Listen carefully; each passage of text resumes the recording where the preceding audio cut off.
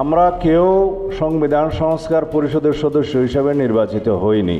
বিএনপির নবনির্বাচিত এমপিরা কি জাতির সাথে মশকরা শুরু করলেন? জুলাই বিপ্লবে রক্ত কি তাহলে বৃথা যেতে বসেছে? নির্বাচনে জিতেই কি বিএনপি ভুলে গেল তাদের দেয়া ওয়াদার কথা? এমপি হিসেবে শপথ নিয়ে গাড়ি বাড়ি সুযোগ সুবিধার ফাইলে সই করলেন ঠিকই, কিন্তু যখনই বলা হলো সংবিধান সংস্কারের শপথ নিতে, অমনি বেঁকে বসলেন তারা। তারেক রহমানের নির্দেশে বিএনপির এই ইউ টার্ন কি দেশকে আবারও নতুন কোনো সংকটের দিকে ঠেলে দিচ্ছে না?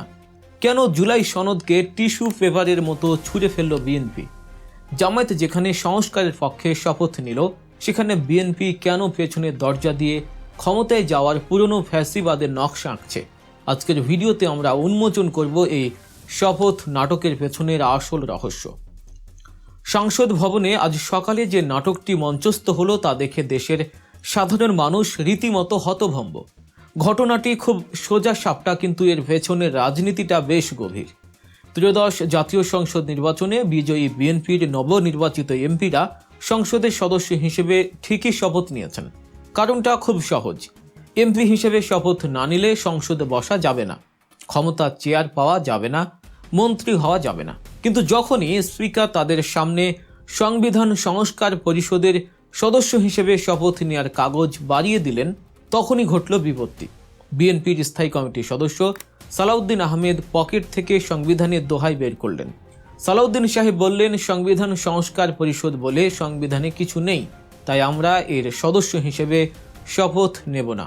তিনি আরও জানালেন, এই সিদ্ধান্ত নাকি খোদ দলের চেয়ারম্যান তারেক রহমানের নির্দেশেই নেওয়া হয়েছে। অর্থাৎ সোজা বাংলায়, ক্ষমতায় যাওয়ার শপথ নিতে আমাদের কোনো আপত্তি নেই, কিন্তু রাষ্ট্র সংস্কারের শপথে আমাদের চরম অ্যালার্জি। বিষয়টি গভীরভাবে ভাবুন। সালাউদ্দিন সাহেব হাতে একটি সাদা ফর্ম দেখিয়ে জাতিকে আইন শেখাচ্ছেন। বলছেন, সংবিধান সংস্কার পরিষদ গঠিত হলে সেটা আগে সংসদে পাশ হতে হবে, তারপর শপথ। সংবিধানের তৃতীয় তফসিলে নাকি এই শপথের কথা নেই। খুব ভালো কথা। সংবিধানের প্রতি আপনাদের এত দরদ দেখে চোখে পানি চলে আসার জোগাড়। কিন্তু প্রশ্ন হলো, সংবিধানের দোহাই যদি দিতেই হয়, তবে এই নির্বাচনটাই বা হলো কোন সংবিধানে? ডক্টর ইউনূসের নেতৃত্বে যে অন্তর্বর্তীকালীন সরকার বর্তমানে দেশ চালাচ্ছে, যাদের অধীনে আপনারা নির্বাচন করে আজ এমপি হলেন, সংবিধানের কোন পাতায় এই সরকারের কথা লেখা আছে? সংবিধানের দোহাই দিলে তো শেখ হাসিনাই এখনও বাংলাদেশের প্রধানমন্ত্রী। যখন গণ অভ্যুত্থানের ম্যান্ডেট নিয়ে সংবিধানের বাইরে গিয়ে সরকার গঠিত হলো, তখন আপনারা চুপ ছিলেন, কারণ তখন ক্ষমতার হালুয়া রুটির ভাগ দরকার ছিল। আর আজ যখন রাষ্ট্রকে মেরামত করার সময় এসেছে, তখন আপনারা সংবিধানের চিপাগুলি খুঁজছেন। এই দ্বিমুখী আচরণ কি দেশের মানুষ বোঝে না? সবচেয়ে বড় ভণ্ডামিটা কোথায় হয়েছে জানেন? জুলাই সনদে। নির্বাচনের আগে বিএনপি নেতারা হাসি মুখে এই জুলাই সনদে স্বাক্ষর করেছিলেন। সেই সনদে পরিষ্কারভাবে লেখা ছিল, নবনির্বাচিত সংসদ সদস্যরা প্রথম 180 দিন অর্থাৎ 6 মাস সংবিধান সংস্কার পরিষদ হিসেবে কাজ করবেন। তখন তো সালাউদ্দিন সাহেবরা বলেননি যে এটা সংবিধান পরিপন্থী। তখন তো তারেক রহমান বলেননি যে এই সনদে সই করা যাবে না। নির্বাচনের আগে জনগণের ভোট পাওয়ার জন্য সংস্কারের বুলি আওড়ালেন, সনদে সই করলেন, আর নির্বাচন পার হয়ে যাওয়ার পর সেই জুলাই সনদকে আপনারা ডাস্টবিনে ফেলে দিলেন। আপনারা কি ভেবেছেন জনগণ বোকা? সই করবেন একটা আর সংসদে গিয়ে পল্টি নেবেন আরেকটা। 2026 সালে দাঁড়িয়ে এই মানধাত্তা আমলের পলিটিক্স আর চলবে না। গত 12ই ফেব্রুয়ারি নির্বাচনে দেশের মানুষ গণভোটে কি রায় দিয়েছে তা আপনারা দেখেছেন। 68% মানুষ হ্যাঁ ভোট দিয়ে রাষ্ট্র সংস্কারের পক্ষে রায় দিয়েছে, আর আপনারা নির্বাচনে ভোট পেয়েছেন 50%। অর্থাৎ আপনাদের দলীয় ভোটের চেয়েও সংস্কারের পক্ষে জনগণের ম্যান্ডেট অনেক বেশি শক্তিশালী। জনগণ পরিষ্কার বার্তা দিয়েছে, তারা আর এককেন্দ্রিক স্বৈরাচারী শাসন চায় না, তারা দ্বিকক্ষ বিশিষ্ট সংসদ চায়, তারা ক্ষমতার ভারসাম্য চায়। কিন্তু বিএনপি কি করলো? তারা 68% মানুষের মতামতকে বৃদ্ধাঙ্গুলি দেখিয়ে গণ অভ্যুত্থানের স্পিরিটকে অপমান করে সংস্কার পরিষদের শপথ বয়কট করলো।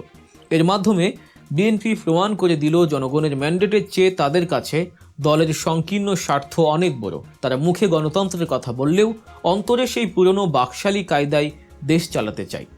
এখন প্রশ্ন হলো, বিএনপি কেন এই সংস্কার চাচ্ছে না? কেন তারা সংবিধান প্রেমের নাটক সাজাচ্ছে? এর উত্তর খুব তেতো।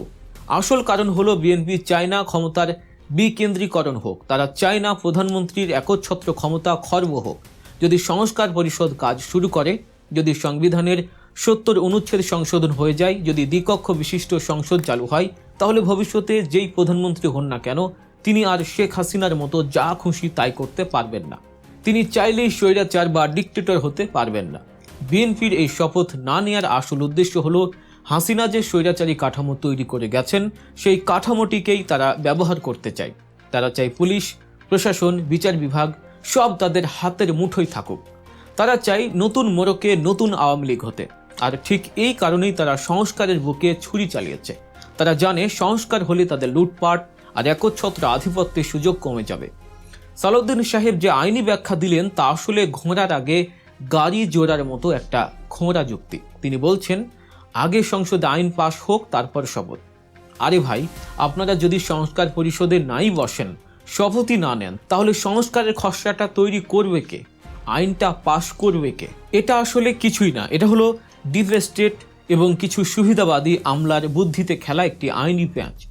বিএনপি ভাবছে এই প্যাঁচ খেলে তারা জিতে যাবে, কিন্তু তারা বুঝতে পারছে না তারা আসলে নিজেদের পায়ে কুড়াল মারলো। এবার আসুন দেখি অন্যরা কি করলো। বিএনপির এই বয়কটের বিপরীতে জামায়াতে ইসলামী এবং তাদের মিত্ররা কিন্তু ঠিকই জুলাই সনদের প্রতি সম্মান দেখিয়েছে। তারা সংবিধান সংস্কার পরিষদের সদস্য হিসেবে শপথ নিয়েছে। তারা গণমানুষের রায়ের প্রতি শ্রদ্ধা জানিয়েছে। এর ফলে রাজনীতিতে এখন একটা স্পষ্ট বিভাজন তৈরি হলো। একদিকে থাকলো বিএনপি যারা পুরনো পচা গলা সিস্টেম টিকিয়ে রাখতে চায়, আর অন্যদিকে থাকলো জামায়াত ও তরুণ সমাজ যারা সত্যিকার অর্থে একটি নতুন বাংলাদেশ গড়তে চায়। বিএনপির এই একটি ভুল সিদ্ধান্ত তরুণ প্রজন্ম এবং জুলাই বিপ্লবের যোদ্ধাদের তাদের প্রতিপক্ষ বানিয়ে দিল। বিএনপি হয়তো ভাবছে তারা 50% ভোট পেয়েছে, তাদের ছাড়া কিচ্ছু হবে না, কিন্তু তারা ভুলে যাচ্ছে আজকের এই বাংলাদেশ আর 10 বছর আগের বাংলাদেশ এক নয়। যে তরুণরা বুকে রক্ত দিয়ে হাসিনাকে পালাতে বাধ্য করেছে তারা আপনাদের এই ভণ্ডামি মেনে নেবে না। বিএনপিকে তবে জামায়াত নেতৃত্বাধীন জোটের এই অবস্থান সহজে মেনে নেবে? একদমই না। শুধু এমপি হয়ে চেয়ারে বসে থাকার জন্য জামায়াত সংসদে যায়নি। তারা মনে করে সংস্কারবিহীন এই সংসদ অর্থহীন। যে সংসদ ফ্যাসিবাদী ব্যবস্থা ভাঙতে পারবে না, সেই সংসদে গিয়ে শুধু টেবিল চাপড়ানো আর ওয়াকআউট করা ছাড়া কোনো কাজ নেই। বিএনপি এখন সংসদে গিয়ে যদি সেই পুরনো কায়দায় বিরোধী দলকে দমন করার চেষ্টা করে তবে রাজপথ আবার উত্তপ্ত হবে। এখানে আসল ভয়ের কারণ, দেশ কি আবারও একটি সংঘাতের দিকে যাচ্ছে? বিএনপি যখন সংসদ অকার্যকর করার চেষ্টা করবে তখন জামায়াত এবং এনসিপি জাতীয় নাগরিক পার্টি তাদের সংস্কারের দাবি আদায়ে রাজপথে নামবে। আর সরকারে থাকা বিএনপি তখন পুলিশ আর প্রশাসন দিয়ে তাদের দমন করার চেষ্টা করবে। অর্থাৎ আবার সেই মারামারি, আবার সেই রক্তপাত, আবার সেই টিয়ার শেল।